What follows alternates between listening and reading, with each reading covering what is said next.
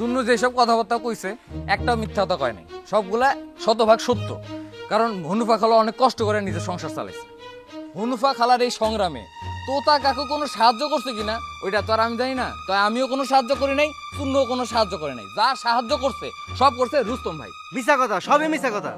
রুস্তম ভাইয়ের মোবাইলে call list check করে দেখেন, দিনের পর দিন হনুফা খালা ওখানে কল দিছে, তারে কল দিয়ে কইছে রুস্তম বাপ আমার হাঁসটা একটু বেচা দে, আমার ছাগলটা একটু বেচা দে, বাজার থেকে আমার 2 কেজি চাল এনে দে, তোর কাকু মাল খেয়ে পড়ে আছে ওরা একটু বাড়িতে এনে দে। একজন সংগ্রামী মানুষ আমাদের কাছে সাহায্য সহযোগিতা চাইতেই পারে।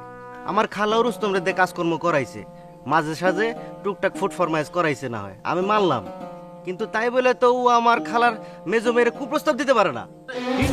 এটা কিন্তু মিছা কথা। রুস্তম ভাই কাউরে কুপ্রস্তাব দেয় নাই, প্রমাণ দেখাইতে হইব। প্রমাণ ছাড়া রুস্তম ভাইয়ের ইজ্জত দেয় কোনো কথা কওয়া যাইব না। ওই এই কথার কি প্রমাণ আছে রে তোর কাছে শুনো? স্যার প্রমাণ লাগবো কেন? আমার খালা তো এখানে স্বয়ং উপস্থিত আছে, জিজ্ঞেস করেন সত্য না মিথ্যা। অনুফা বেগম, আপনার মুখ থেকেই শুনতে চাই, কথা কি সত্য?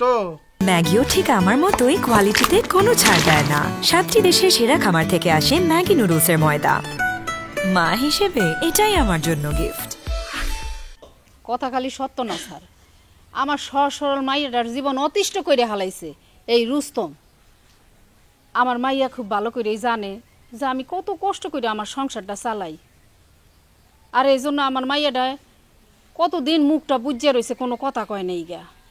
মনে করছে আমি যদি এই রুস্তমের নামে নালিশ দেই তাইলে আমার মার কষ্ট হইব। কে কষ্ট হইব? আমি রুস্তমরে দিয়ে একটু ফুড ফরমাইজ করাই, একটু বাজার হাট করাই, তখন তো আর করাইতে পারুম না। আমার মায়ে এইটা চিন্তা কইরা এই রুস্তমের অত্যাচার মুখ বুঝা সহ্য করছে, কিন্তু আর পারে নাই। এই রুস্তম আমার মাইয়ারে ফুসলাইও থামে নাই স্যার। রুস্তম আমার মাইয়ারে লয়ে ভাগ্যা যাওয়ানের লেগা অনেক পিড়াপিড়ি করছে, তখন না পাইরা আমার মাইয়া আমার কাছে কইয়া দিছে। আমি তো শূন্য একেবারে অজ্ঞানের মতো হয়ে গেছি, আকাশ ভাঙ্গা মাথায় পড়ছে, আমি দিক দিশা পাই না। তারপরে এই চুন্নুরে সব কথা খুইলা কইছি, আর বাকি ঘটনা তো আপনারা সবাই জানেন। খালার কথা সত্য না, খালা মিছে কথা কইতাছে। আমরা খালার মাইয়ার মুখ থেকে এই কথা শুনতে চাই।